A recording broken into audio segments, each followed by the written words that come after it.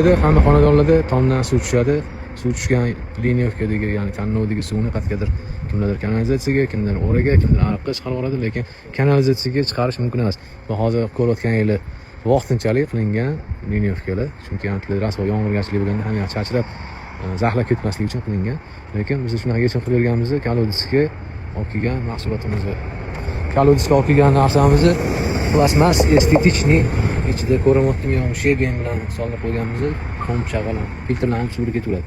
Bu yerda asosan yomg'ir suvi. Bu kolodis menga yoqqan tarafi rezbada germetichniy hid bu joyga ishlatsangiz bo'ladi. Menga shu taraflari yoqdi. Hovlidagi yomg'ir suvlarini biz o'raga olib kelganmiz, shu yerda kelib qaqqa yoyib ketadi. Kanalizatsiyaga chiqarish mumkin emas, o'zi asosan zarari bor, ziyoni bor. Bizda taqiqlanadi. Asosan shuning uchun biz bu yerda shunaqa yechim qilib berganmiz.